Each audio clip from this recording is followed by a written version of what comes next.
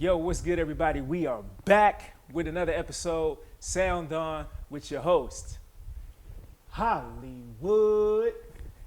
Yo, this is a platform for me to have real conversations with real artists doing real things. Yo, if you haven't subscribed to the channel, please subscribe to the channel down below. Yo, my next guest, Mal Hall, very funny, very talented stand-up comedian. The dude's from everybody's favorite city, San Diego, California. Yo, during our interview, man, we talked about his roller coaster of a journey that led to his success. We also talked about his comedic style and how that came about. And we also talked about how life was growing up less fortunate. Yo, I got a small clip that I want to provide y'all with, super funny, titled The Ketchup Drawer. Check it out. If you're poor, tell your kids, let them know they could be whatever they want to be when they grow up, but let them know where they're starting so they know. You don't want what happened to me to happen to your kids. Right? I found out that we were poor in public, and that's embarrassing. Like, I'll never forget the day I found out that we were poor, right? I was 10 years old. I was at a sleepover at my friend's house. It was dinner time. And I said to my friend's mom, I go, "Excuse me, where's your ketchup drawer?"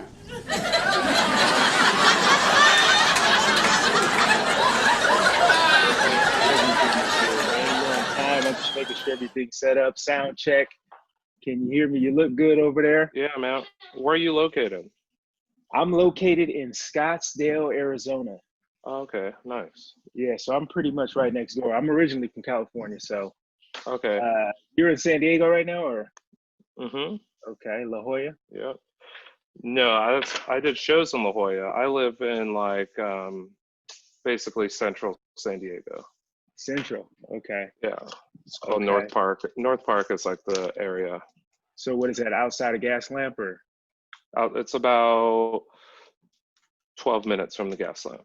Oh, you're right next door. Yeah, we're close. We're close. Yes, sir. Yes, sir. So, man, I guess since we're ready, I mean, we can get right into it, brother. All right. Yeah, man. So, I appreciate you taking the time, man, and coming on to the show, man. It's an honor, man. I appreciate your art. I appreciate what you're doing, man. Everything's looking up for you right now. Obviously, we're going through this pandemic, and it's slowing us down a little bit. But yeah, man, I want to formally introduce you. We got Mal Hall on SoundOn. Oh, it is definitely Mal. It's definitely Mal. Hey, I think I overthought that one a little bit. Yeah, it happens. It happens. Mal Hall, it's so easy. Yeah. Mal Hall, man, stand-up comedian, food expert, actor, photographer. I mean, what doesn't this man do, right? I'm trying. Yeah, man, you got your podcast, you got your vlogs, you got a Father's Day Live with Eric Rivera, very funny, Eric Rivera, and then you got the cooking with Mal, with Mal. Yeah. Woo, that's the last. hey, that's the last time that I would say your name. Is there an AKA? Can I call you Mal? Like,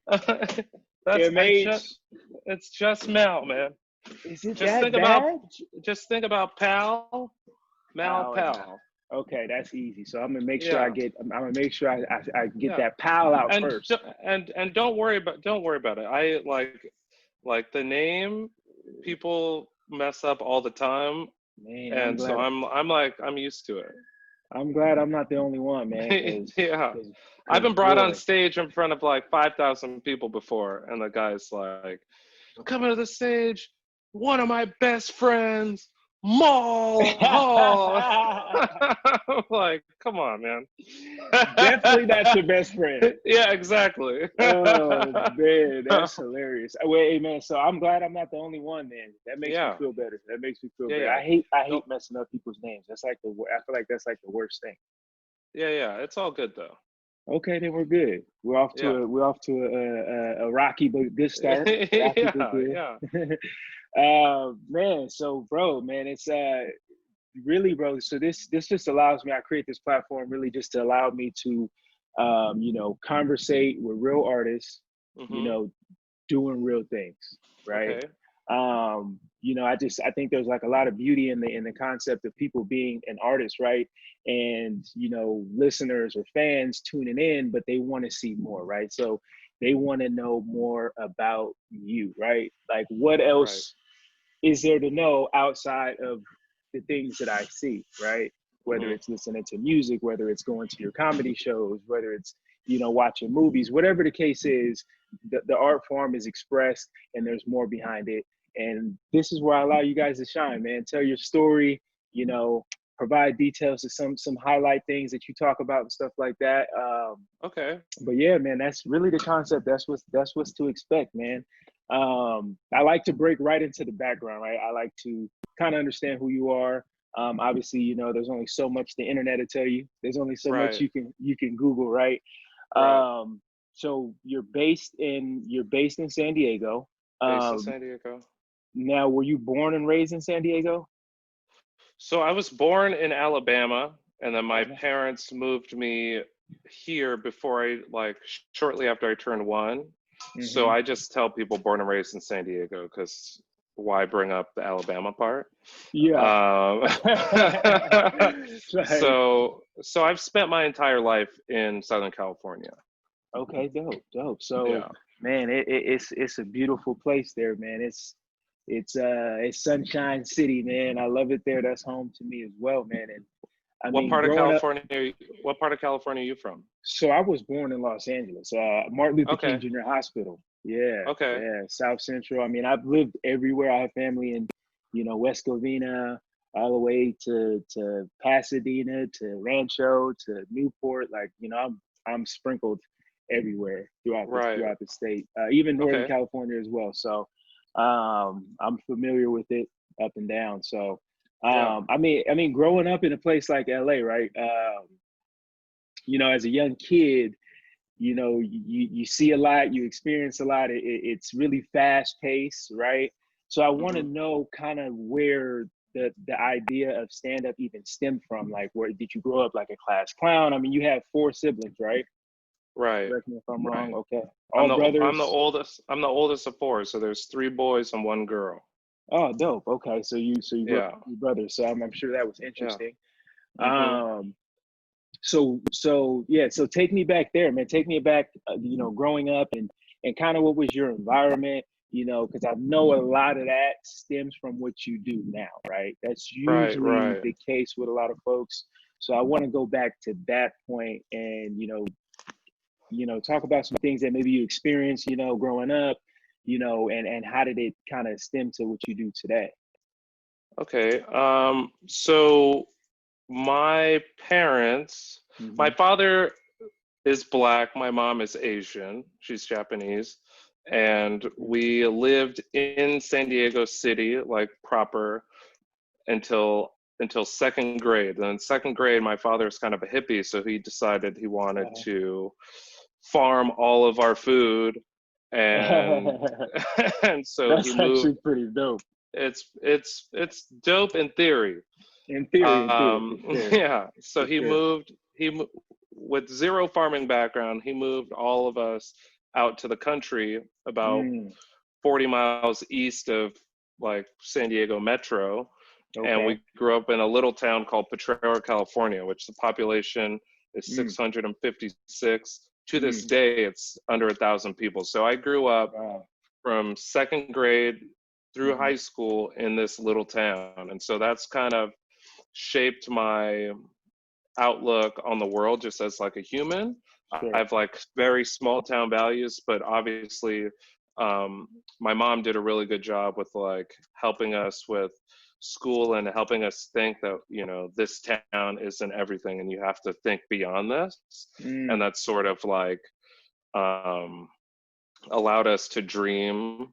And mm. all of my siblings have gone out and done super awesome things outside of Dope. that little Any of tiny them? town. Any So any of them? Any of them? Comedians, actors, actresses, nothing like that. Nothing in the I'm same realm. the I'm the only one that's in entertainment.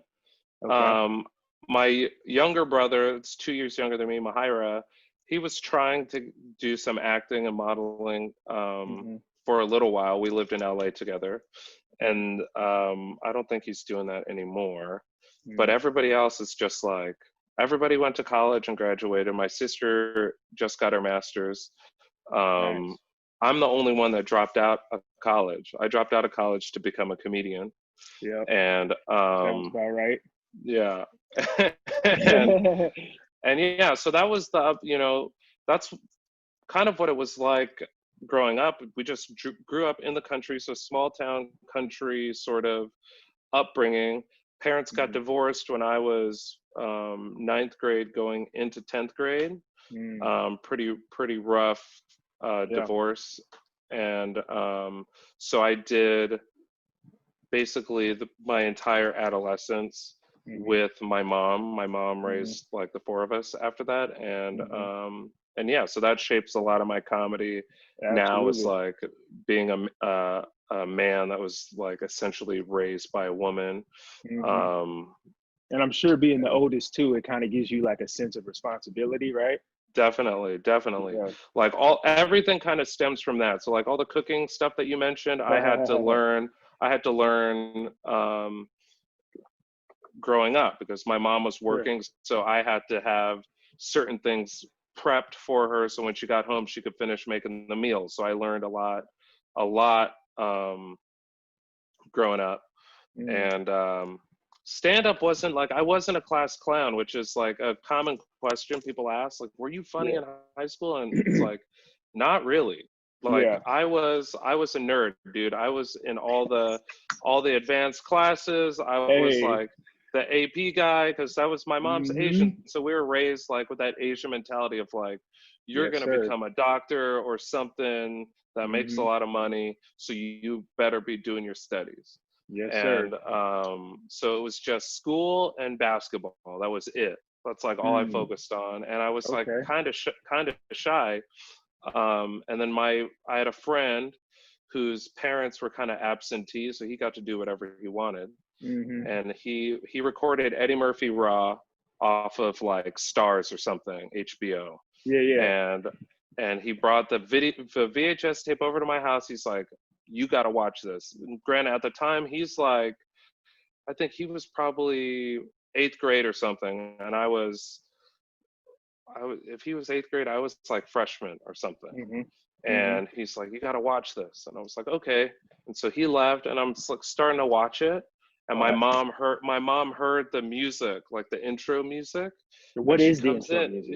Yeah, it's like You're some like just NWA? old, like, no, it's like an 80s, like it's like an 80s sort of smooth, like Earth, Wind, and Fire, like vibe. That vibe, but it's like, but she heard it because she had seen it, and she pops her head in the thing, and she's like, "You're not old enough to watch this. This is not for children. You can't watch this." She took the tape out and she hid it. She hid the tape.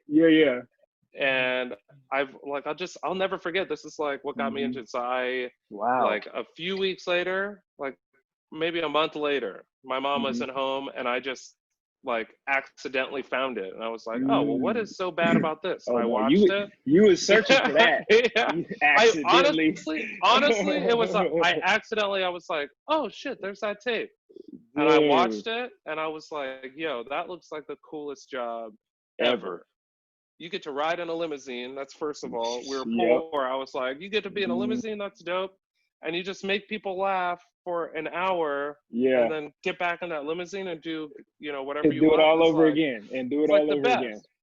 So I was like, Eddie Murphy put some spotlight on it. Like he made it like bigger than like rock star lifestyle ever at that point, minus like the ones before him. But man, so you were truly inspired by Eddie Murphy Raw. By that moment, that was the first stand-up. That's the first the concept of stand-up wasn't a thing to me before I saw that. And I was like, whoa, that's awesome.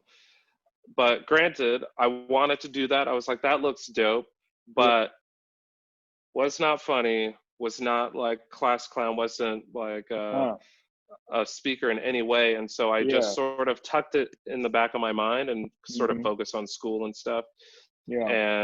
and yeah, it wasn't until later when I was in college that I decided, like, I, you know, tried it out. Well, that is dope. That is an Yeah. inspiring.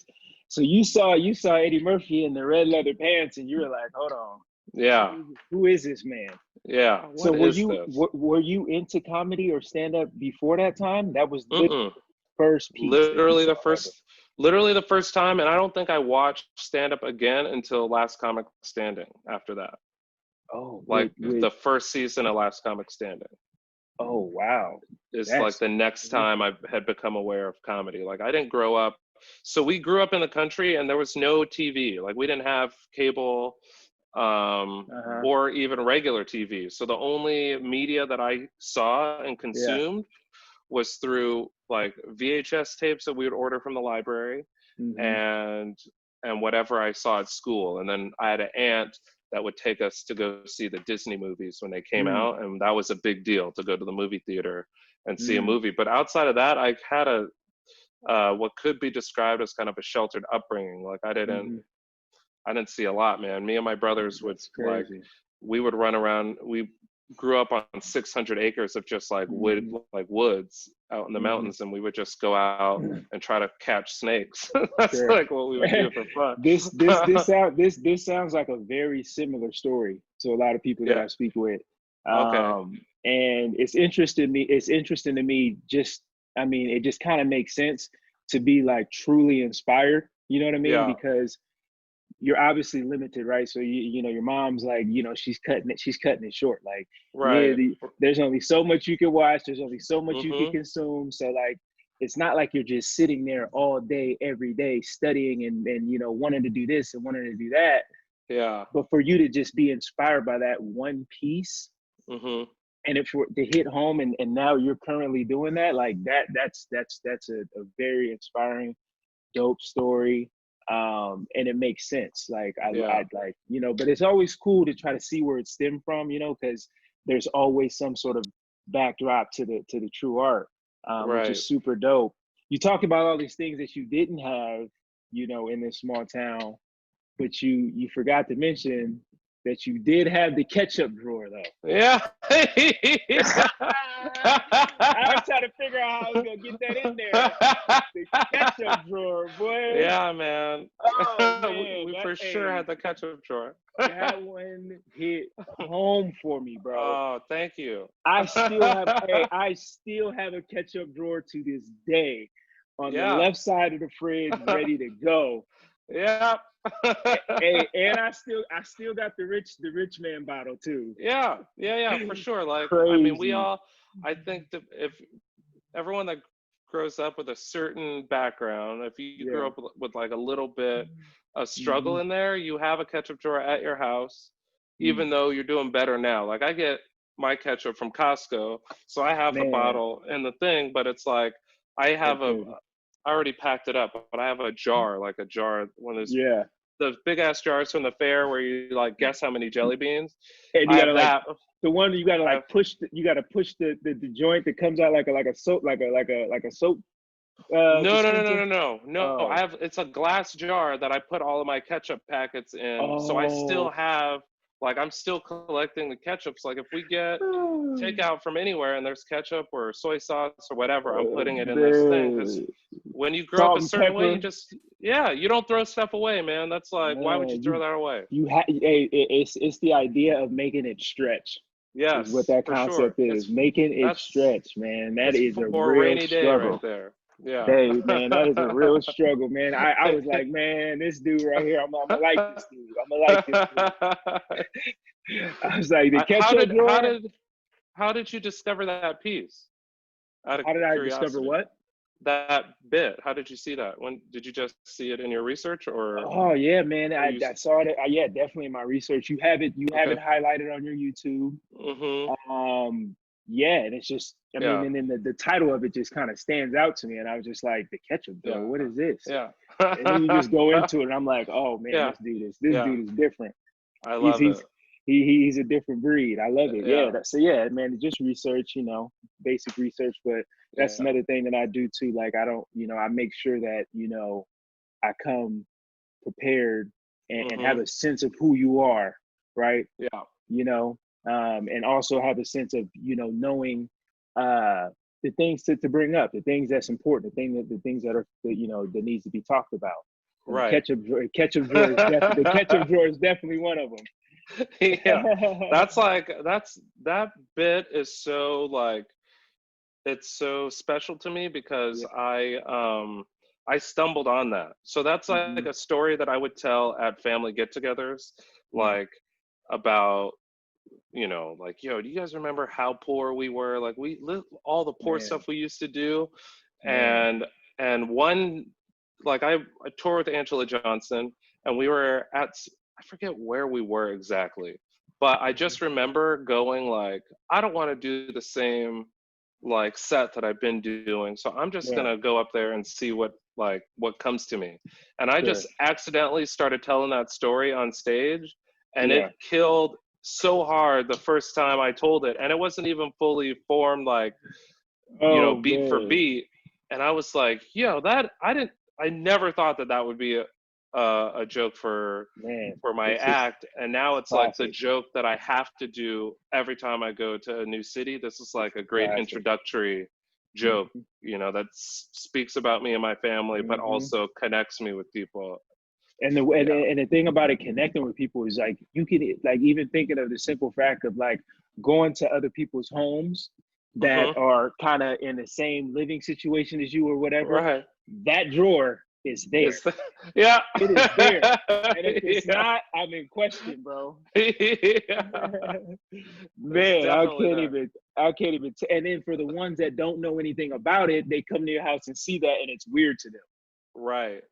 And the thing that made me like really let me know, like, yo, this is a good bit to me, is something that makes people think outside of the show. So they leave the show and it's still on their mind. And and that joke, I did that joke, and then that week, for the whole week, people were DMing me pictures of their ketchup drawer at home. And that's when I was like, yo, I did that show 5 days ago, and this person saw this ketchup drawer and remembered my name and remembered this joke, and like the action to like take a picture and send it to me means like it has real hooks, you know, like it's resignation. Yeah, like that's the beauty of comedy for me, and that's like why I appreciate it so much.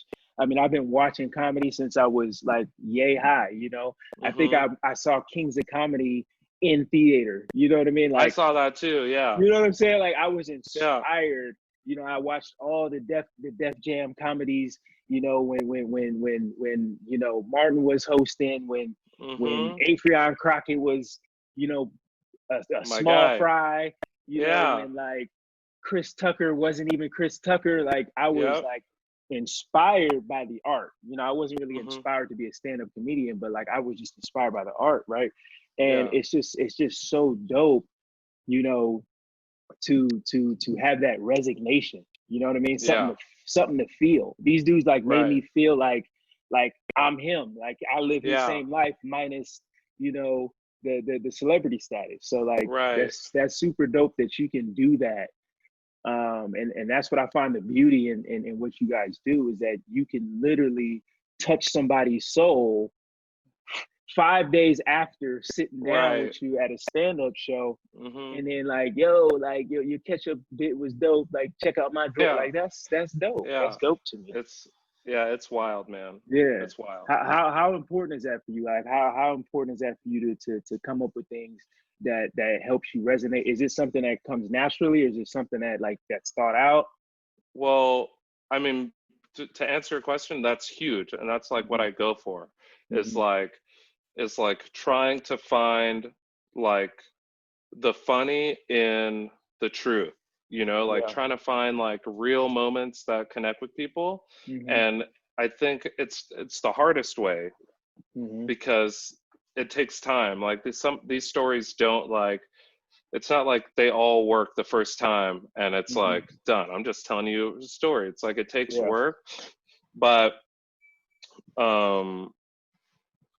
to me, when people go to my show and then weeks later send a photo or send some kind of comment because they saw something that I talked about and it made them remember me, that to me is them going, job well done, without knowing it. Like, because that means I'm doing my job, which is telling the truth, and it's yeah, it's shit people could take home, man. It's like, to me, as a comedian, if we're not up there telling some kind of truth, then we're not doing our job correctly. You know, I think because I wasn't funny growing up, I was able to learn like good habits and techniques because I had to be funny. So all the comedians that I like and look up to are like smart, they're saying something, or they're telling like a real story that, you know, the audience can learn from, or put themselves in that seat. Who are some of those comedians? So Chappelle's the GOAT to me, and he's like he's the epitome of like smart, like powerful, and it's just thoughtful. You know what I mean? Like everything that he puts out. Are there dick jokes in there? For sure. He's like the master of dick jokes, but that's like almost the sugar with the medicine. If you watch any of his comedy, it's like he's going to give you some real knowledge and real stuff to think about, and he's going to weave in some dick jokes so dumb people could just go, oh yeah, that's funny. Like so it doesn't feel like a lecture. And that's like he's so powerful, you know? Yeah. I feel like with Chappelle, he gives you like that sense of like, you know, you're just having like a conversation with him at like some like private party, or like at the house, at the crib, sipping wine, like whatever. Like, I feel like he gives that impression of like a real, like, you know, everyday conversational type vibe. He's not like looking to, obviously he's looking to put on a show, but it doesn't feel like he's putting on a show. Exactly. Yeah. I feel like you have, I feel like you have some of the same kind of tendencies. That's the goal. I tell people the vibe I want my show to feel like when you come see my headlining show is just like we're at a party, we're at a house party, and I'm just the guy telling the stories. Because that's the guy. Like, I'm not the funny guy off stage, and I'm the first to admit that. I don't. It's kind of exhausting. I don't know how you feel. It's exhausting to be around somebody that's trying to be funny all like every second of the day. Very exhausting, bro. Like, we get it, bro. People think you're funny, but you don't have to put on this like this show every time somebody comes around. Like, we get it. I went to high school, and still to this day, I deal with those type of people, and it's just like, bro, like, get out of here. They just want. It's like, it seems needy, like you want attention. Yeah, but it's like when I go to a house party. When I go to a house party, my favorite person to be around is the one person, it's a guy or a girl that is like holding court and will tell stories, and people want to hang out and laugh around that person. And that's like, I remember once I started doing stand-up, I was like, that's like the vibe that I want, because it's comfortable and it's conversational and it's like, it's fun. It's not like, hey, I'm the comedian, I'm going to tell the jokes now. It's like, let's talk about some stuff. It's crazy because you can kind of weave those people out right away. Right away. From the jump, you're just like, okay, I know what this dude's on. Yeah. So I feel like your upbringing is what separates you from that type of vibe and that type of connection of like, you know, this is me, and then it stems from this, right? Which is dope, because like, you know, at the end of the day, like, people are going to come see you based off either previous acts, you know, your story, your vlogs, whatever. So what you're doing is really dope, man. I like what you're doing, man. I can't wait to see what's next. I mean, I know you're in pandemic mode. We're all in quarantine mode. But let's jump into the pandemic. This is a perfect time to jump into the career aspect of what's going on with you. Correct me if I'm wrong. So your career kind of began and started to evolve when you start doing shows across the country at colleges. Correct. Right? So just real quick before we jump into the career piece, talk about how that kind of happened. I mean, you said you dropped out of college, you went to college, and then were you kind of inspired there? So I just I had been doing comedy 3 years. Like 3 years. I really started aggressively going to open mics to like try to get better at stand up like in 2007. And 3 years in, I'm like at a comedy club, and one of the comedians that was there asked me like, yo, are you gonna go to the diversity showcase? And I was like, what diversity showcase? Yeah. And they're like, well, NBC is doing this diversity showcase where they're seeing literally 1,000 comedians in the country, and then the top 10 go to LA, and then the top like 5 from that get like a college tour. And I was like, no, I didn't hear about that. And he's like, yeah, they're only seeing 100 people, and they're seeing them here in San Diego. So like everyone is driving down from LA and Arizona because this is like the regional spot where they're going to be, and they're only seeing 100. So like you have to go get in line. And so I remember I didn't really like this guy. I was like, I don't know if I trust what you're saying. but I was like, I'm gonna drive by this comedy club, and if there's people outside waiting in line already, this is the night before. If people are waiting in line, then I'll go home and grab a jacket. I'll wait in line. Like it's worth it to wait in line just to be one of 100. So you didn't submit like an application or nothing like that. It was first come, first serve. First come, first serve. So it was like some Black Friday like type vibe. Yeah, it was like a leap of faith type shit for me. And it was which I learned later. I learned later that like some people like had managers already, so they had a spot secured, but like they were for sure only seeing 100 people that were waiting for like the open audition. Sure. So I saw there was a line there. I drove home, grabbed a jacket, went back to the club, and I spent the night like sitting outside of this comedy club, number 27, in line. And yeah, that process was just so crazy because I'd never been a part of the first audition. Do 1 minute of stand up. They brought us in 10 at a time. Everybody do 1 minute. Did you already have like your joke prepped and all that, or no? Like, I had no idea. They said it's going to be 1 minute. They explained it to everybody. All right, so here's your group number. The first step is everybody do 1 minute of comedy, and then we'll basically judge that. And then whoever makes it through that group will do 2 minutes of comedy, and then we'll whittle that down. And then I want to say it was 3 minutes, and then a showcase was 5 minutes. So it was 4 steps to get to the final showcase. Oh, wow. And I was like, oh, who does 1 minute of comedy? Like, okay. Yeah, like so what am I gonna squeeze in a minute? Like, yeah. So I literally I made it past obviously all the rounds. I did the showcase. Then the following night was like a big showcase. They had a full crowd in there. And and the 1 minute was only for the judges. So it was like America's Got Talent type thing where you walk out there and you just see the 4 people and then like the other comedians maybe were in there, and that was it. So not like a hot audience. Do you remember the bit that you used? Yeah, I did. I have this piece about being Black and Asian that I used to do. It used to be like my go-to. Like I love that one. I love that one. So I did that. And the Asian questions. Yeah. So I did that because that's like my it's a quick bit, and it's like about me. So I was like, I could do this in 1 minute. And then I made it to this. I made the showcase, and then I completely forgot about it. And then like probably 3 months later, they're like, hey, you made our top 10. Yeah, you were. So I went to LA. That was like one of my first times performing at the Comedy Store in LA. And I met Chris Spencer that night, and I had just like a killer set. Like I really rocked.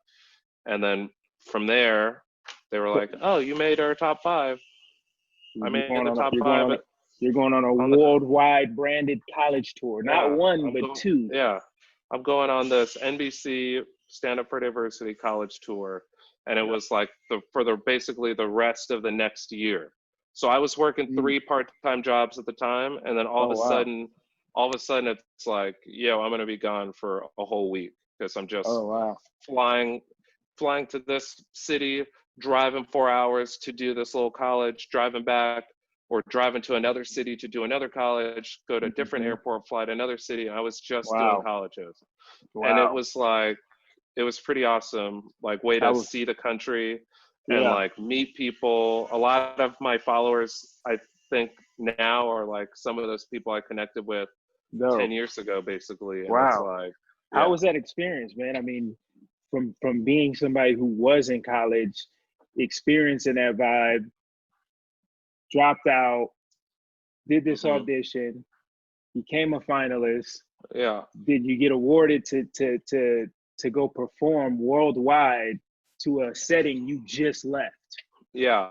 Like, what was that experience like? I mean, was there a lot of relation on like topic? Like, how was the feedback? Like, so the feedback was good. I think the students saw that I was like, you know, close to their age, you know, so like, so that was cool. But also it's just like my comedy wasn't that good. So it was like, I was doing anything and everything just to like fill the time. I'm like, literally like, I'm 3 years in, 3.5 years in at this time. So 2010 is when I really started doing that tour. And it's like, not only am I working as a comedian for the first time, but I'm like still learning how to be a comedian. Like I'm 3 years in, I'm so new. And it's just like, I was treating it like college still. I was just like I dropped out of school, but I'm treating comedy like college. So like, I'm really, this is like I'm, you know, just taking it seriously. And like, I had a notebook and I was like taking these lessons and like trying to build from them. And I just learned like, you know, my next show is my best show is like what I would tell myself. And like, yeah, that was it. So I learned a lot. I learned a lot doing those college shows. That's dope, man. So that's for those that don't know, that was the moment for you, right? Yeah, it was big. And a lot, and it was like, I remember just being happy to be at whatever place I was at. I went to a lot of small towns, a lot of just like random, you know, colleges are all over the place, but I was stoked to be there because, like I said, I grew up poor, and like you heard my upbringing, I grew up in this small town. Yeah.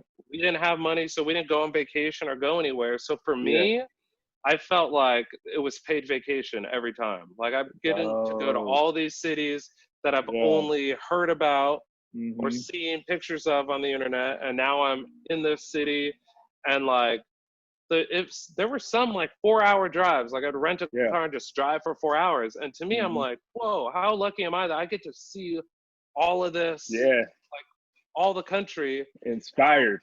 Getting paid to do it. It's like, it was dope, man. That was like a cool part of this, my career. Like that's it. The story.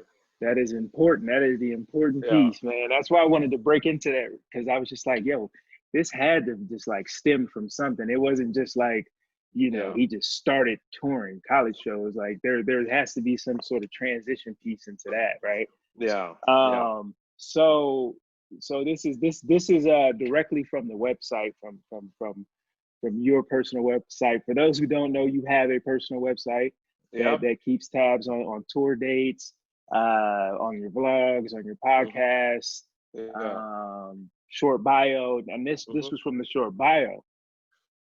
So it says here, quote, Malls. You got it right the first time. Stop thinking about it. Okay. Mal. Got it. Boom. Yeah.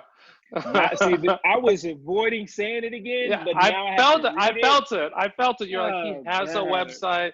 It doesn't have a name, but it just know that it's there. It has shows. There's photos and video and whatnot. And then there's a bio page. This is a part of the bio. It's malhall.com. I was trying to hurdle. I was hurdling. Hey, I was in a track meet. I was hurdling, boy. I hit the last one though. And I lost. You were playing it off really smooth though. Man. Hey, I appreciate that. Oh man. Okay. Miles' conversational style, keen observations, and cool delivery have proven to be greatly appreciated and well received by his audiences, both young and old. that's big, right? That's big because there's some comics that can only touch certain demographics of people, right? And to be versatile in that sense, and I think going through that college experience has helped you to do that. And then we talked about some of your favorite stand-ups and inspirational stand-ups like Dave Chappelle, that the keen observations, the conversational styles, the cool delivery, right? So like I was reading over and I was like, man, I wonder who's he inspired by. And like Dave Chappelle was like one of the first people that like popped up. So I just wanted to throw that out there real quick because I thought that was like an important piece of like who you are. If somebody's like, yo, who's this guy? This is probably what I'm gonna say, right? Like this is his style, right?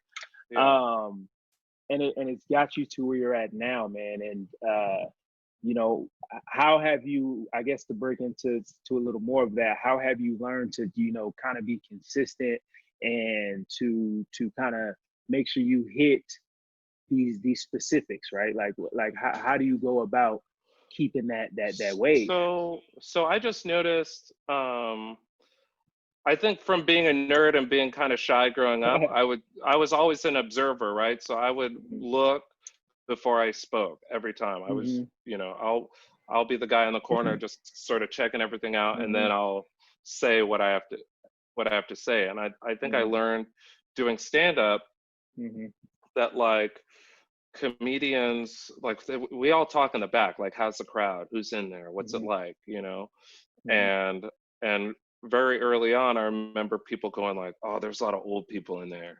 Oh, that's like, it's kind of like there's a couple of fun tables, but then there's like a lot of old people. And then I remember and so but the whole message was like old people won't laugh or whatever. And then I started like Alonzo Bowden told me, and then I heard Chris Rock said it on a podcast one time. He's like, the reason why comedians don't get good, like why it takes some comedians so long and some people never get it, is because they don't watch comedy. And like comedy, like watching comedy is not like turning it on Netflix and seeing the final product. It's like when you're a comedian and you're at the comedy club, sit in the back of the room and watch people do well and watch people bomb, so you know what works and why is this working, why didn't that work, this guy has a joke that's similar to that, like they're talking about the same thing, but his joke is winning and he's bombing all the time, like why, where's the disconnect? So that's your preparation. So that's part of your preparation. That's what I used to do. Okay. Like when I first started, I'm like, I'm trying to get good. Yeah. How do I achieve this? And it's like you learn from bombing yourself, but you also learn from watching other people bomb, like not do well. Yep. And so I just realized like, oh, the reason why these adults aren't laughing at your jokes is because you're not saying anything. Yeah. So like as we all get older, we all kind of learn like what is real and what is bullshit. And the older we get, the more like the quicker we are at pointing it out. Like, yep, I don't believe you. This is bullshit. You know what I mean? Yeah. And that's like, and some of that comes from that the NBC showcase that I did. I asked Kendra Carter is her name. I asked her, this is after I had been picked to do the college tour. I had a moment with her and I was like, the 1 minute audition, like what is that part has puzzled me, and just like how do you know if someone's funny in 1 minute? Yeah. And she's like, not necessarily looking for funny, but we could tell if you're likable and if you know what you're doing in 1 minute. She said the crowd judges you on the way to the stage. They know if they like you in 45 seconds or less. And so that's like a big deal. And from that moment, that's like 10 years ago, I had that little piece that just stuck in my head. And that combined with what Alonzo told me and what I heard Chris Rock say is like, okay, now let me watch these other guys. And it's like how they walk to the stage. Okay, I could see how one would not like that. And it's like, it's, the crowd is like a big part of what we do. And I think the great comedians respect the audience and young comedians who are just like kind of inexperienced comedians will kind of shit on the crowd and not really understand what the crowd is there for. Like, you need them. This is like a push and pull relationship that we have. Like, crowd work is one of like the biggest things in the comedic realm. Like, for sure. To be able to feed off the crowd, whether it's you're asking questions or whether, I mean, let's think about it. Anybody that goes to a comedy show, if they don't want to get picked on, they're gonna avoid sitting in the front. Like, that has always like been a thing. So like, that goes to show you that like that is part of the process, right? So like, I mean, that's big. It's big to understand that. Sure. So to get back to the point, it's just like I learned early that I need to make sure that there's some substance to what I say, and then that way I'm gonna connect with older people and younger people, because I could speak however I want, like use whatever vocabulary I want, but as long as there's some substance there, then these, like, the older people in the crowd are gonna like also catch on to like what I'm talking about and come along with me. And that's like been one of my biggest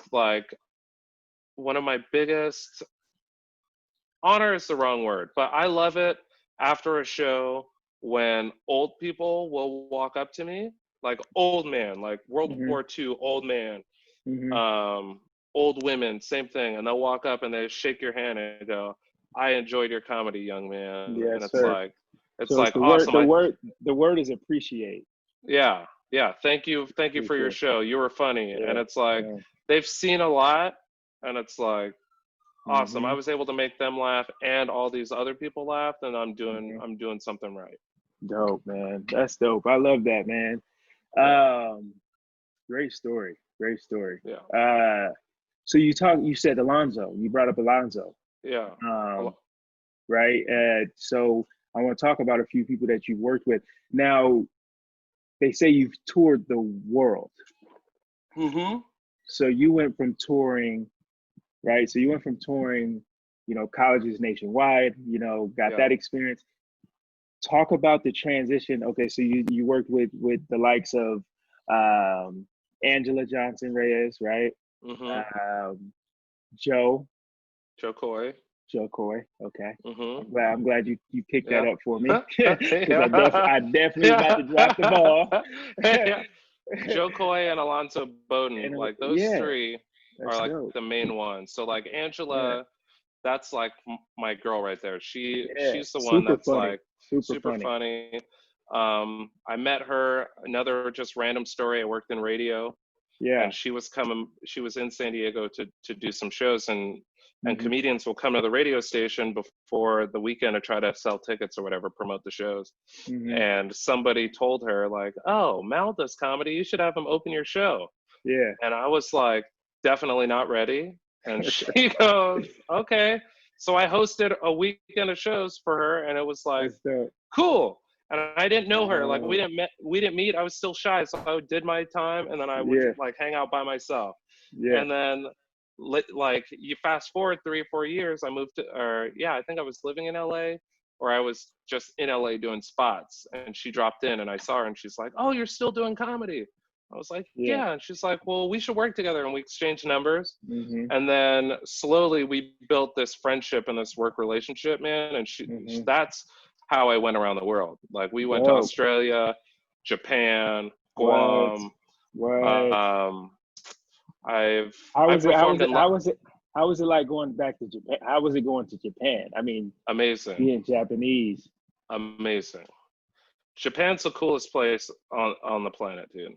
It's like how did they like accept you, and like how was the vibe? So the vibe. So I was nervous just because it's like I don't know, like I'm not like an expert in Japanese culture or anything. So I'm like, what am I going to talk about? Can I just do my normal show? Like, what's going on? So the show we did there, I went on stage and I was like, where's everybody from? And everybody in the crowd, like literally 90% of people in the crowd, 90% of them were from the States. They were all expats. So there was maybe 5 to 10% like Japanese people in there.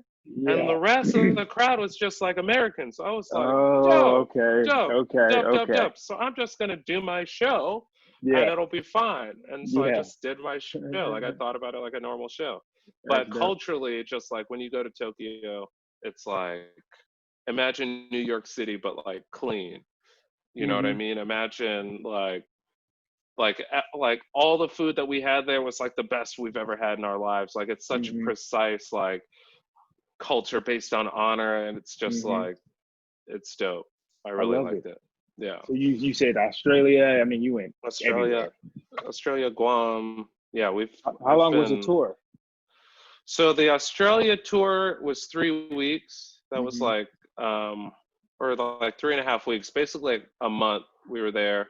And then the Guam, we did Guam and Japan, and that was like another 2 weeks, 2 or 3 weeks Hmm. we were there. And then just a bunch all around the country with her here. Hmm. Like, but we've done several tours. I worked with her for like 7 years, dude. Dope. Man, Yeah, that's dope. I love that. yeah. You did some acting as well, right? What it was I've it? What Mock Apocalypse? Mockpocalypse. So Mockpocalypse Was is that like an a acting thing, or what it's was that exactly? it's more of like a talking head show. So it was like Okay, one of you're a those shows. You host. remember We Love the 90s and stuff like that, where it's like you would see clips and then like comedians would just pop up and like Okay. basically make fun of Hmm. whatever you're watching. That's what Okay. Mockpocalypse was. Okay. Dope. And then you I'm did not really a good actor. I'm gonna be honest with you. Like a really? lot of people, yeah, a lot of people get into comedy so they could be actors, Yeah. and like I got into comedy because Eddie Murphy and I wanted to be a comedian. You said the acting part is out the window. We're Bro, good on it's that.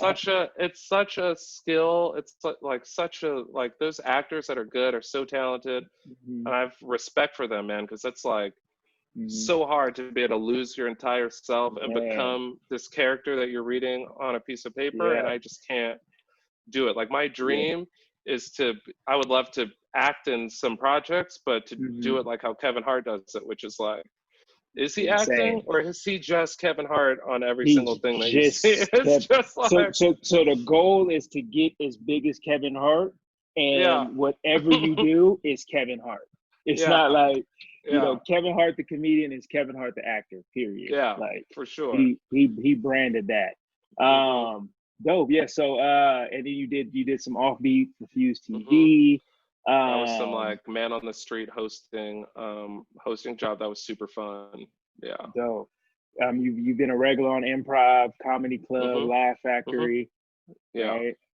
Hmm. How's that? How does the city take you? How does LA, like, how are you So treated at home?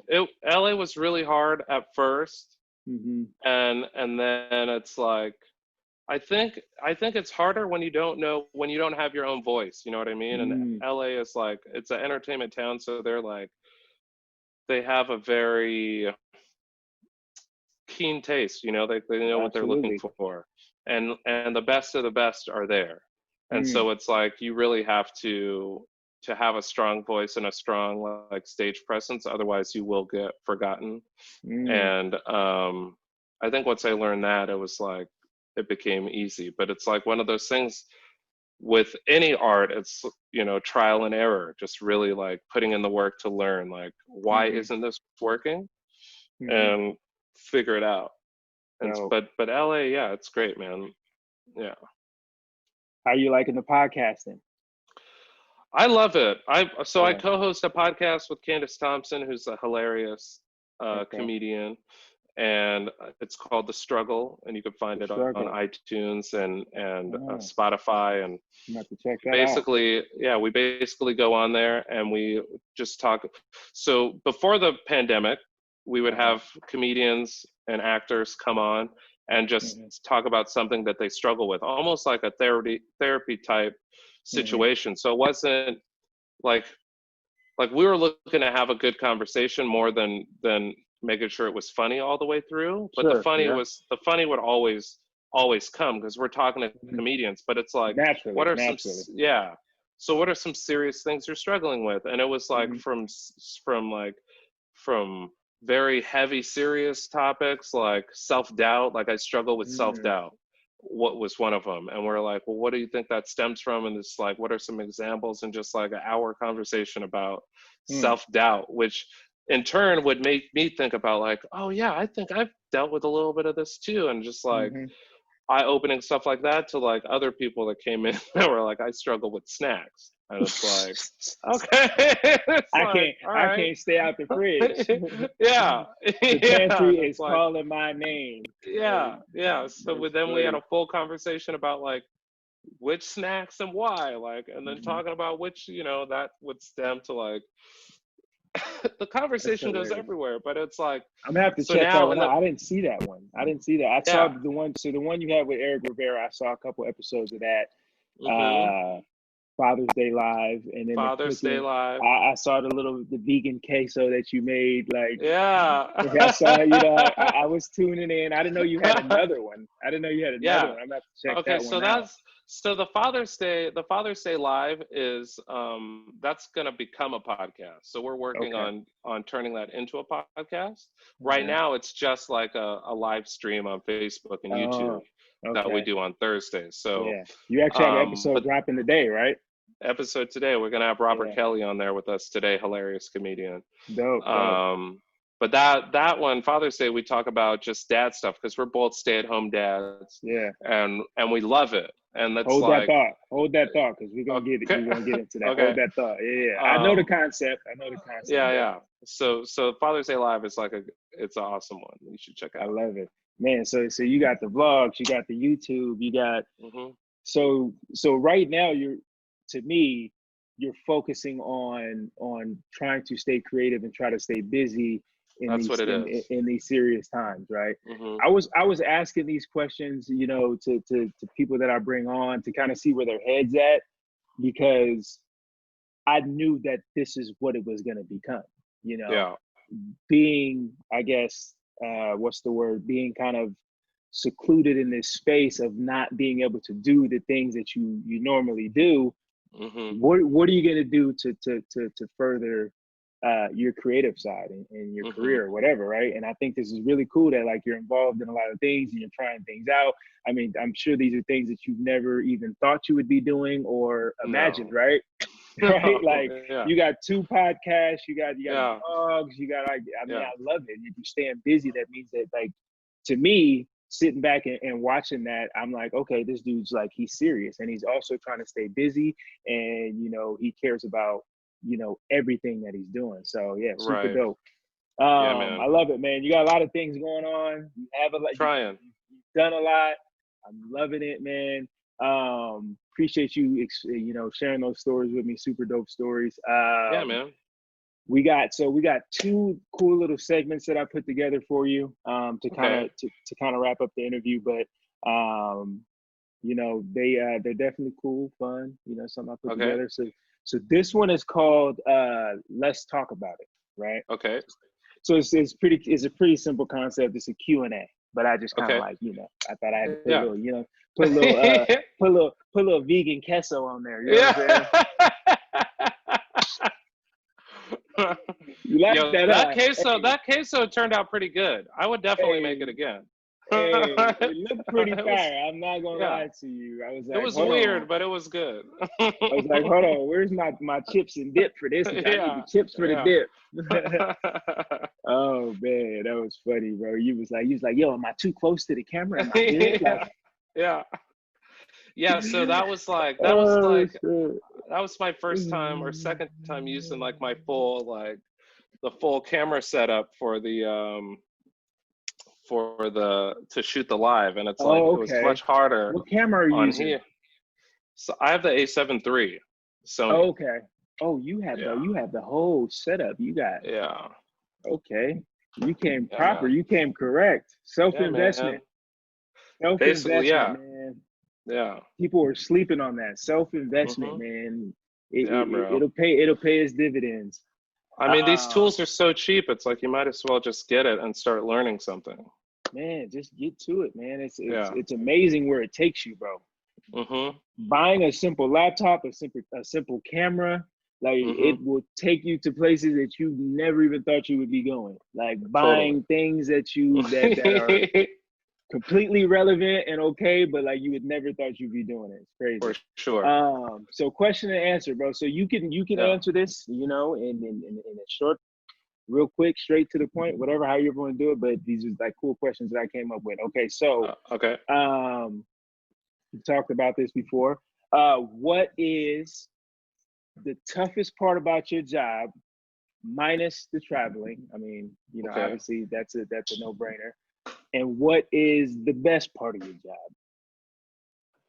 So I would say the best part of my job is the traveling. Like people think traveling sucks. I love it. I mean, like when people complain about traveling, it's like, I don't get it, because traveling is just like sitting down. That's all it is. It's like going somewhere to sit down to like throw your music on, watch a video, a movie. Like I mean, it's really not that bad. It's like the easiest thing. It's like we're not doing horse-drawn wagons anymore. It's like the longest you're going to be on a plane is like 12, 14 hours. That's if you're going to Australia. But in the country, it's like 6 hours is not that long. Like what max? Come on, right? Max. So I love the traveling part, and that stems back to the background of just like being poor and not getting to go places. So it's like 100%. To me, it's a treat. The worst part of the job is worst part of the job. It's the worst part of stand-up. Is I don't know. The hardest part is the writing. The worst part is just like dealing with shitty people. Okay. You know what I mean? And that's like sense. Some comedians are just not good people. Some audience members are just difficult to work with. Some club owners and club management is like very hard to deal with. And the job is so easy that you would think that like people would be happy or just like professional. But it's like a kind of a job where it's like there are a lot of misfits that, you know, we're like misfit toys that do this job. And so you kind of have to deal with the personalities. And unfortunately, some of them are kind of trash sometimes. Do they like treat you like puppets almost? Yeah.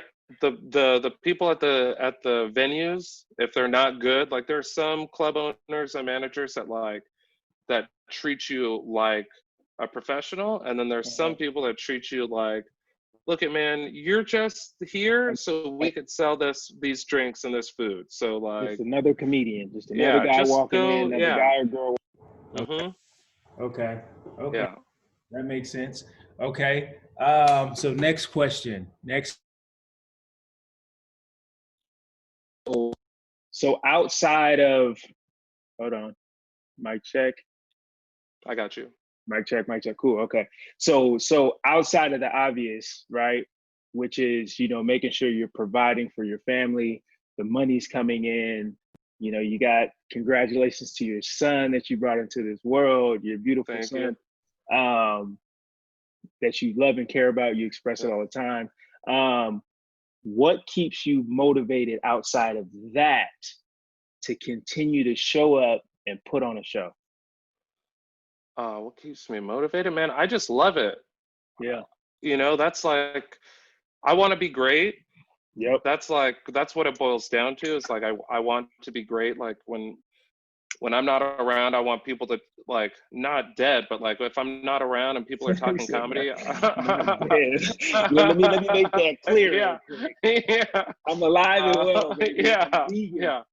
But when I'm not around, I want people to go like, oh man, I saw Mal do this thing. Mal's great. Like I saw him do blah, blah, blah, blah, blah. And like the way I talk about the comedians I admire is how I want to be talked about behind my back. You know what I mean? Like I'm a nice guy, but I'm a beast on stage. Just like, I love it. And I'm driven to get to that place, you know, like, and I know I'm on my way, but it's like, I'm not there. So I'm working to be great, man. Hungry. Like, staying hungry. Exactly. Yeah. See, that's the answer I was looking for. Yeah. You know, I was trying to get out of the sense of family and providing. I wanted to get more of a sense of like, you know, where is it really instilled from? Yeah, man. Which is you being great. It's amazing. Yeah. And it's like, I mean, I just know that this is one of those jobs where it's like, if I have to put in the work, or it's not going to happen. Like Absolutely. this, like I get 100% what I put into this, and that's like, you know, I'm cheating myself if I don't work hard. 100%. I love it. Yeah. Great answer. Great answer. Thank what you. do they say on what show is that? Great answer. What show is that? What show is that? Yeah. It's not Who Wants to Be a Millionaire. It's one of them shows. Great answer. Yeah. Oh, Family Great answer. Feud. Family Feud. Oh yeah. Steve Harvey. Great answer. Great answer. When it's the worst answer in the world. Yeah. Like what? Oh man, that gets me every time, bro. Okay, so this is kind of in the same realm, right? So now that you have a son, right? You have your son. He's part of your life, and like you know, you got to be super attentive. You got to be super, you know, responsible, and you know, making sure that you provide, right? Like these are like all the important things that you know you're probably learning and experiencing as being a father, right? So like, so my question is to you, you know, what are your plans going forward to make sure that you create this balance of, you know, going on shows, touring, constantly working, right? So, you know, but at the same time, make sure that you still provide that valuable time to your family, right? Yeah. I think that's a question that just came from me, and I wanted to see what your thoughts were on that. Yeah, I mean, having the upbringing of like having a single parent household is like, that's like one of my, that drives me to like make sure that I'm the best dad possible, so we could, you know, so my children will have like a 2-parent household and they'll get that experience that I didn't have. Like I'm very driven for that. And I feel pretty lucky because most of my work I could do when he's sleeping, and that you know, like during the week when I go to the comedy clubs around town, it's like that's after he goes to bed anyway, so I don't have to sacrifice. And even during the day, it's like I can work on things while he's napping, and eventually when he's older, he'll be at school, so I'll still have my days to like work on what I'm doing. The touring schedule is just going to have to be a thing where it's like, I mean, I have to tour as much as possible, or we have only half of an income coming in. You know what I mean? So it's like how I get money. And my fiance is like totally on board with that, which is dope. And I think the goal is to like work to a point where it's like I can afford to fly them out, you know, for certain weekends. And it's like, all right, well, I'm working, but that doesn't mean you guys can't come and like experience some of this with me. And that's like, so that's a goal, you know, is to like get the touring to a level where I can afford financially to like bring my family. And so that's sort of how, that's my plan for that when that comes. I love that. You know what I love the most about that? What's that? Is that I know these are like pre-written goals, pre-thought out. Just the way you answered the question, like this is something that's been thought out, like, which is dope, because like, you know, things don't just slow down. You got to be able to adjust. You got to be able to make things work, right? So like, I appreciate that answer, man, because there's a lot of people out there that are, you know, dealing with the same things as you, right? So like, I think this is great for the listeners to understand the aspect of taking on a new experience as a father and taking on fatherhood, but at the same time still understanding that you have to provide, right? So, and I think a lot of people look at like having a kid as like a death sentence. It's like, no, why? It's like, I have a kid, now I have to do this, this, and this, and I can't do this, this, and this. And it's like, really, it's really, it's pivot and adjust, man. It's like, take a step back and figure out how can I do all of this. Maybe I can't do 110%, but I could do 95% of what I was already doing and still do all of this at a similar level. And it's I'll take 95% all day. Yeah, for sure. So it's like, it's, you know, it's a mentality. I love it, bro. I love it. You Mm-hmm. seem happy. Yeah. Very, very happy. I love it. Thank you. Okay. So I got two quick ones for you. All right.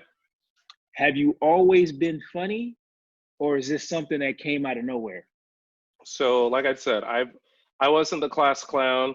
I could make my siblings laugh, like Okay. just talking about like at home. I could make the whatever our family laugh, but I wasn't the get in front of everybody kind of person. So the stand-up aspect, wasn't that was like but the funny part was. Yeah, that was the stand-up. The stand-up was like a learned behavior. Mm-hmm. But I also realized, like in high school, I didn't play football. That's like a regret from high school. I didn't play football, but I did announce football games. Like I announced football games for 4 years. So I learned. That's funny. I learned through high school how to speak in public. And so that was like my introduction. Little did I know that I would end up using that as my career. Mm-hmm. But like when I started doing stand-up, it wasn't my first time hearing my voice in a microphone or speaking to people. So I really like got that training out of the way early, but definitely wasn't funny. I was like a goofy. I was goofy, man. I was that guy that was trying to be funny.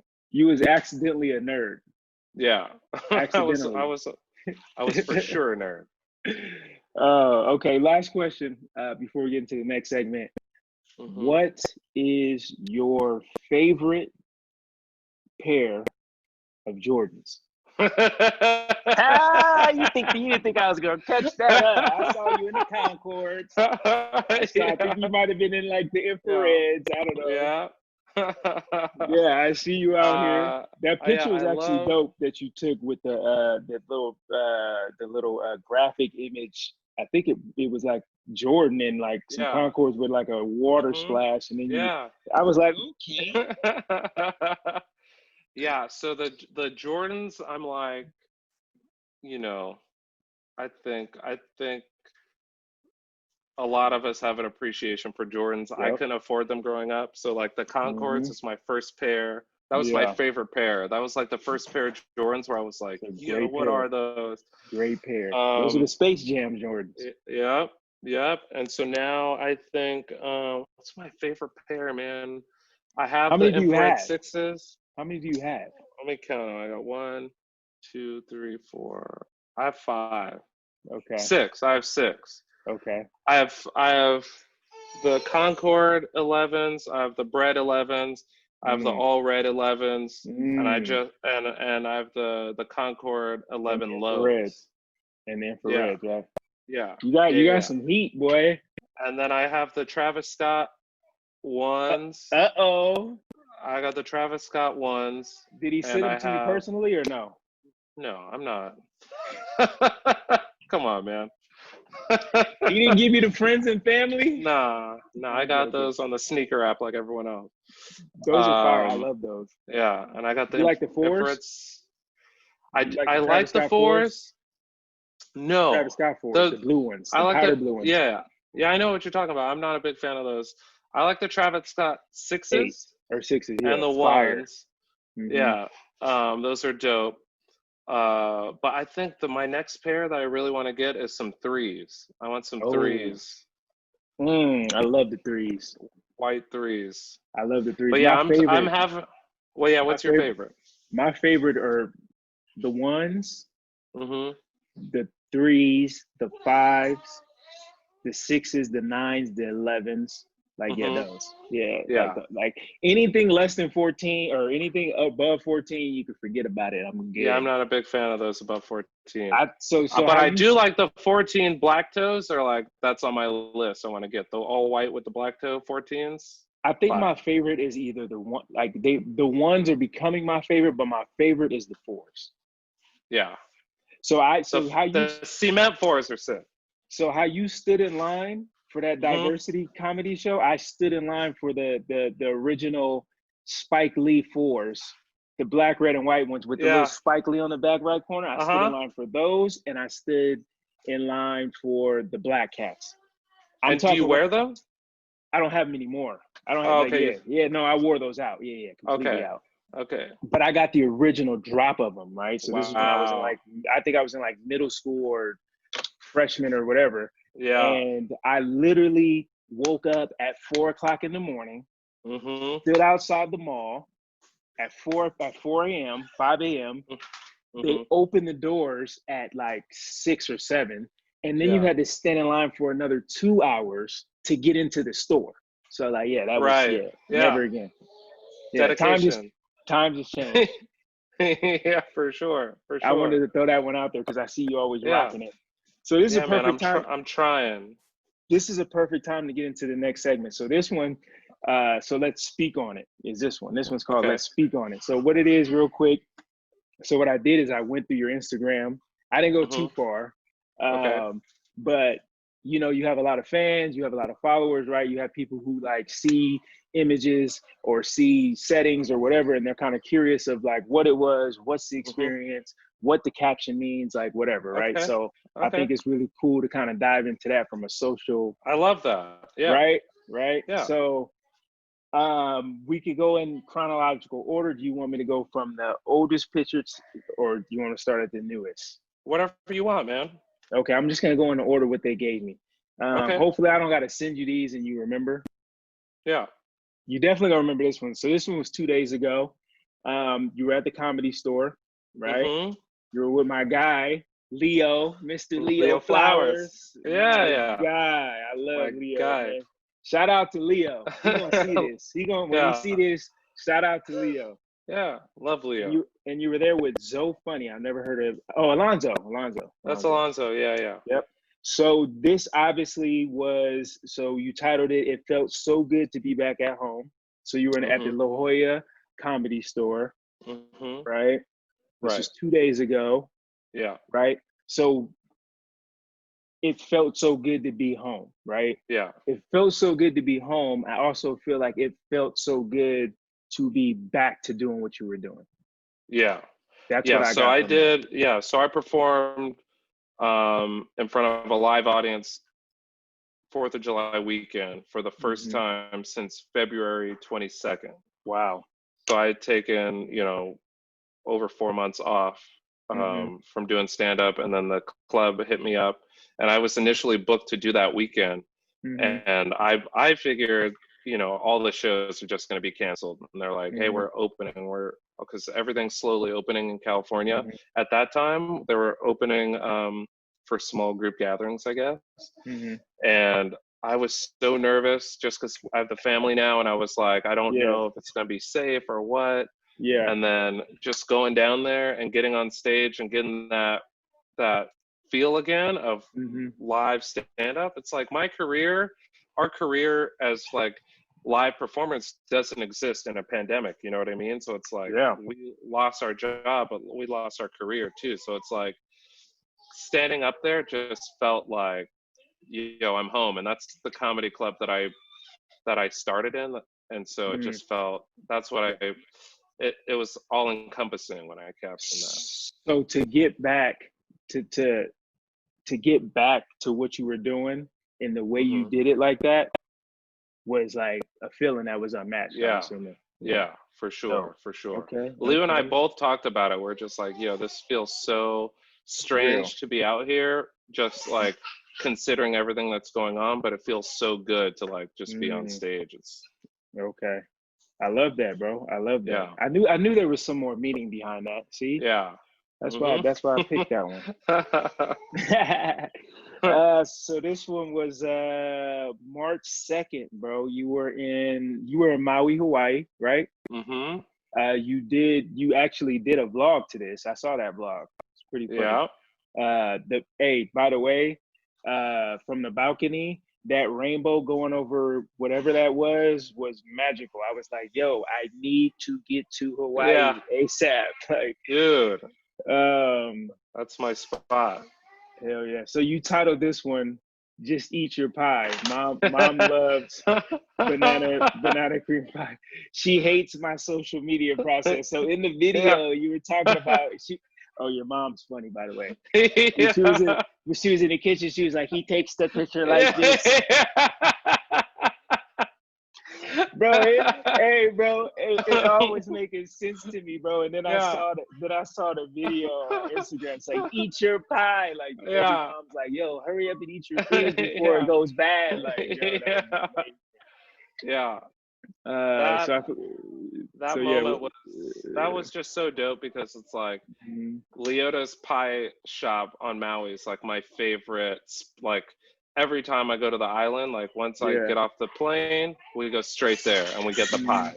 And my mom's favorite pie is banana cream pie. So we're just on the sorry, my son is over there. I don't know if you could hear it. Yeah, he's officially part of the show. Yeah. So we're on the beach eating this pie, and every time I go, they treat me so well there. So I'm always like trying to post, something when I'm having the pie or whatever. But you have Instagram. It's like sometimes it's hard to get a picture that you want to like post. And my mom was just like, "Wait, you're still taking a picture of this pie? Just eat your pie." She was not having it, bro. Just eat it. That's the typical like when you go out to dinner and you like, they want to take the picture of the food, and and then by the time you get the right picture, the food's cold. Like, that's probably her mindset. Yeah, that's for hilarious. Sure. And I try to not do it, but I try, like, I needed one picture. Shout out to moms, man. Yeah. Shout out. Yeah. Hilarious. So this one was May 29th. Okay. This was at the Gaslamp Comedy Show, hometown. Or you were at home in the city. You were at what is this? Is it called the Jokesters? Jokesters 22. Okay. So that's the tour that I do with Eric. That's a Two of a Kind tour. So you were on this one, okay? And what is it titled? We're working on your Spanish. We're working on Miles' Spanish, right? Yeah. I thought this was super funny because you went to talk about ordering something from the waiter. Yeah. And totally confused him. When you passed the mic off to Eric, he killed the whole waiter, super puzzled, super confused vibe. So I mean, I guess, how is it like working with Eric? I guess, I mean, Eric Rivera, from what I see, super funny dude. You guys have like this chemistry. Yeah, man, it's great. It's like, I met Eric on that college tour, which is that's like how we met. He's from New York, and a lot of, on the college tour, it was mostly 3 comedians per show, and it was random that like most of the shows that I did, he got picked to do as well. So we spent a lot of time together, and so we have a friendship, and we love just like making fun of each other. And so that moment in particular, when we do our show, it's like we do a Q&A at the end of the show, so the crowd can sort of, like, we just talk to the crowd and ask them like dad questions, or have them ask us dad questions, and just random stuff about the city. So that day, I remember we went to that Mexican spot, and I'll try, man. I don't like just pointing at the menu when I can't read it. I'll try to give it a try. Yeah. But I butchered it. That was too funny, pretty bad, bro. Yeah. Okay. I love it. I love it. So this next one. So this is you showing like some brotherly love on this one. So you had this was posted April 5th. Caption: epic horse battle with my baby bro in front of the biggest fans. So I'm like, okay, he's a hooper. Yeah, man. So he hoops. Okay. Yeah, bro. Right? Okay. Yeah. So then you PS it, and you said, once quarantine is up, I'm gladly taking all wagers. I'm pulling up on you. Bro, I'm very confident in my horse game. Like, I'm a shooter, certified shooter. Jumper don't look bad. Yeah. Too bad. Jump the corner. Okay. Yeah. Do you hoop? I hoop. That's why when I saw that was the first thing I was like, we need to talk about this. Look at Kenny. I'll take your money every day. Oh. All right. Okay. You heard it here. I'll take your money every day. Guess what? The next time I'm in Arizona, we're gonna do a vlog where we play horse. Please, Yeah. please. That's exactly what I wanted you to say. We gonna blog it. We're gonna horse it. We're gonna 1v1, whatever you want to do. I love it just because for my entire life, just like I have this voice, and so I think that like just people in general don't think I could play sports just because of how I talk. And so I always got picked last, which is ridiculous, for the first game. And then the next time I would come to that court, I was in the top 5 picks. Every time. Oh yeah, we need him. Like, we need him. Yeah, the shooter. It's like, look at shooter. That's my name. That's my name. Like, that's and funny, so man. so if we're not running around and we're just taking jumpers, especially if it's inside. Yeah. I'm gonna have to get you. I'm gonna have to get. Look, you already over there stretching. You already over there stretching. We could go. Hold on. Where's my biofreeze? Where's my where's my roller? I'm ready. That's one of those things, man. I can't wait for my son to be old enough to play, and I'll be the old man that's like taking people's money. Oh man, I can't wait, bro. I can't wait. So this one right here, March 26th. Okay. I'm trying to figure out what's going on. All right. This is a little you. You got a hoop shirt on. Okay. Yeah. Until tomorrow. Explain the boots. What are those? Are those yours, or those like is that your older brothers? Wait, this is March 26th, right? Yes, bro. You have a backwards hat on. It looks like you got like. And I got a huge rattlesnake. That's a snake? That's a rattlesnake, bro. Oh, I thought that was like. No, dude. So I told you I grew up in the country. So that's like a 4.5 foot, 5 foot diamondback rattlesnake that was like coming through the yard. That hoe right there, that's what I used to kill the snake. And those shoes, you could zoom in on those shoes. Those are some Latrell Sprewell Convos there. And that was my one pair of shoes. The reason why, so I probably own close to like 100 pairs of sneakers, right? Like I have a lot of sneakers. And the reason why is because my childhood, my mom bought us one pair of shoes. You need one pair. I was like, but I want those. And she's like, but you need one. And so that was my pair of shoes for everything, bro. Like I played sports in those. I went to school in those. Yeah. Those are Latrell Sprewell. Man, I didn't even know that was a rattlesnake, bro. Yeah. I don't know what that was. You look pretty damn comfortable in the picture, bro. Yeah. Oh, that's okay. So now I see.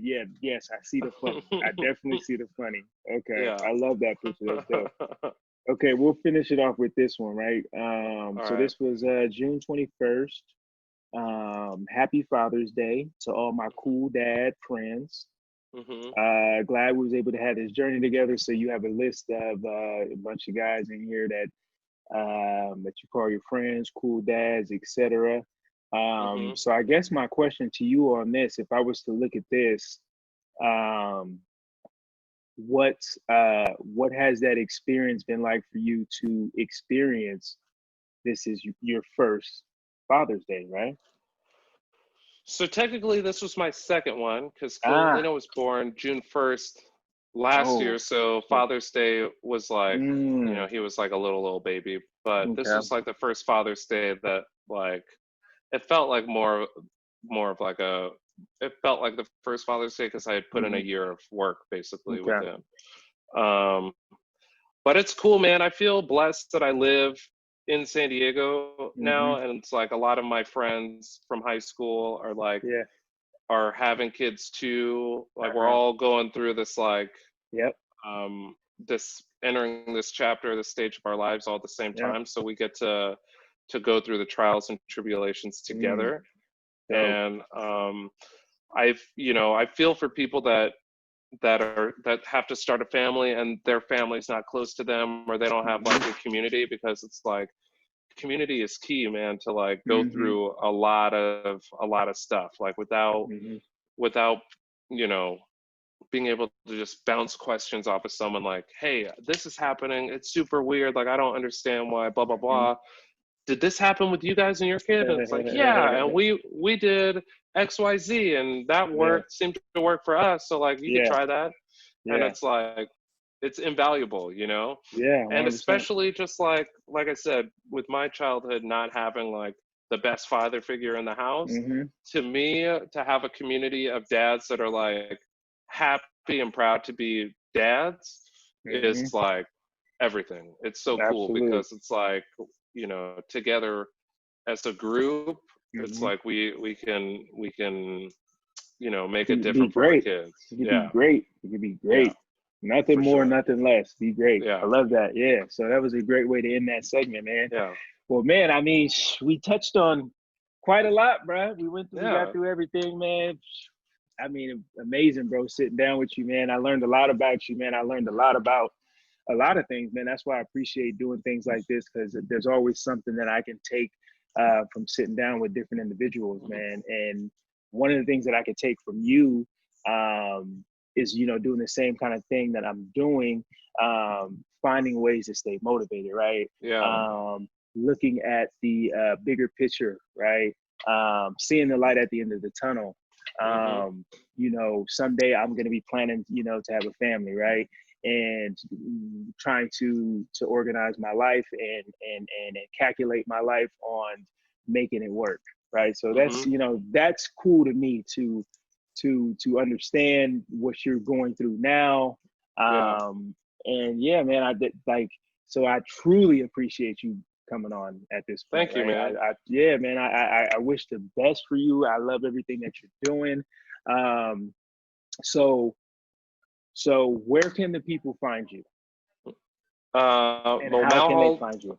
Well, malhall.com is my website. MALHALL.com. I'm at Malhall on almost all social media.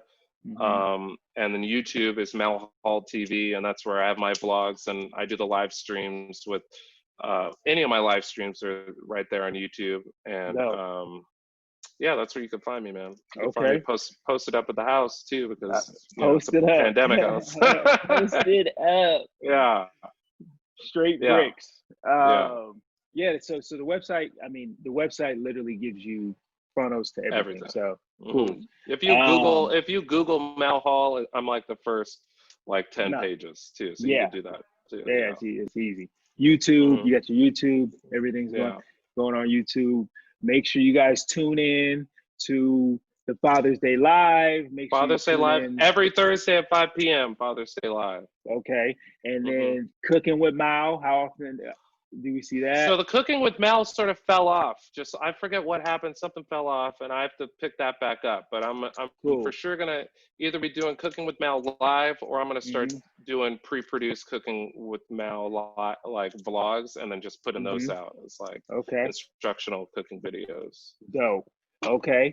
The Comedy Store was your latest show. Right. So you're kind of getting back into it. What's next? So to be honest with you, I don't have any other shows, like any other physical shows on the calendar. I have been doing Zoom shows, and so I'm going to do another virtual show here probably in 2 weeks or so, but you can find out about that on my socials, so like Facebook, Instagram. I'll put it out when I actually schedule the show. And your name's the same across the board on all socials? Malhall, Okay, man. Okay.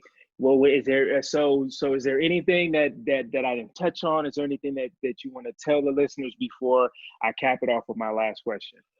No, man, I appreciate you having me as a guest. I'm reaching out. I mean, the reason why I came on is just because I respect your hustle and your grind and like what you're doing. And so to me, like it reminds me of what I'm trying to do. It's like we're all just working hard and trying to produce content that we're proud of. And so I salute you, and I say congratulations on creating something that's awesome, and thank you for having me as a guest. It was fun, super fun. Also, I was gonna say wash your hands and wear a mask when you go outside. Please, Like, please. It's come really on, that bro. simple, man. So we can go outside again if you wouldn't mind. Let me tell you Don't the do it for concept to you. this. Do it for everyone. Let me tell you the concept to always wearing your mask. Keep one in the car. Yeah. It's Keep easy. one in the car. Easy. Bro, I literally go to places and like there's times where I forget, like if I'm going somewhere in and out real quick, I'm like, oh dang, my mask. And you just go back to the whip, grab the pins, boom. Just keep one in the, I keep one in the little fold down on for the mirror. The for fold the down sunglasses? Yes. Yeah. Yes, bro. Yeah. And it's always there. So yeah, man, stay healthy, stay safe, man. We're going through we've been going through a crazy time. We're still going through a crazy time. The numbers are ridiculous. Like we gotta be smart. We gotta stay healthy. We gotta even worry about others, man. Like just like being interacting with others and stuff. Like you just never know, man. We gotta slow down this curve. I appreciate you for the kind words. I'm definitely out here grinding. I'm definitely just trying to do something different. I'm trying to make an impact. I do this from the soul. I do this from the soul. This is something that's been exercised my entire life, and I just finally decided to make it happen. So that's my drive and my motivation behind what I do. And having people like you on here is amazing. It's cool. I love it. And like I said before, I've learned a lot. So to cap it off, for the fans, for all the listeners listening in, what are any suggestions that you have for them that are aspiring stand-up comedians, entertainment, whatever you call it? What piece of advice would you leave with them for them to take from this interview? So the advice that I give every young comedian that asks for advice is the advice that was given to me, which is get a notebook. Yep. Don't take notes in your phone. Get a notebook and one of these guys, just a pen. Physically something write to write with.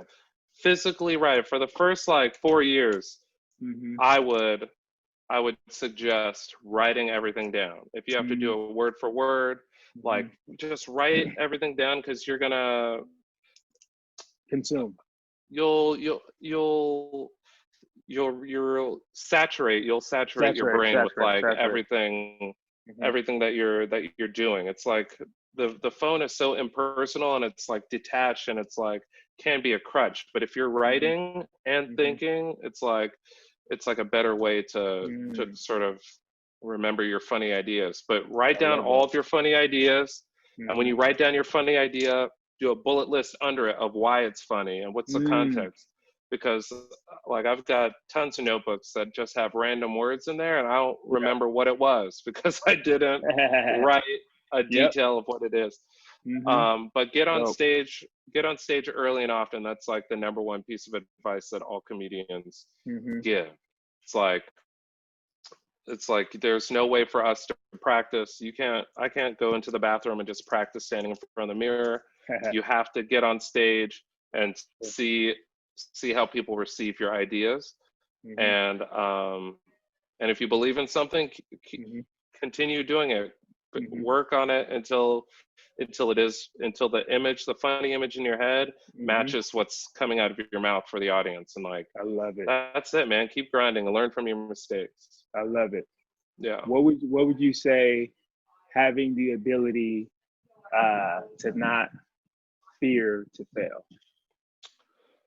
I mean, especially going through that beginning process and just you said, just showing up, doing the shows, just having that ability of not failing to fear, or fear to fail, right? I feel like a lot of people fear to fail. That's why they don't want to try new things. That's why they don't want to, get in uncomfortable situations or whatever the case may be, because they feel they fear to fail. Yeah, I think when you're getting into comedy, you have to expect to fail for a while. Yep. I failed. I think my first 3 years, I would walk on stage and my mentality was, I hope people laugh. I hope this is good. And it's like you have to get through that to get to where you're going. So like the only thing you have to lose is like your future opportunities. You know what I mean? So get up there and swing for the fences. Fail big, man, and you'll learn. You'll learn from it. It's I love it. I love it, man. Yeah. That was man, it was another epic episode.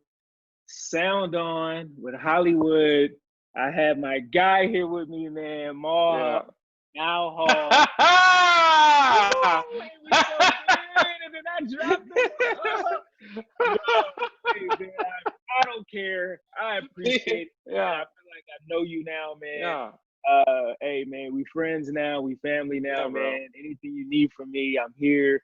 Hey, until next time, 1v1 matchups. I don't care if I got to come to Gaslamp, La Jolla, wherever you at. You come out here.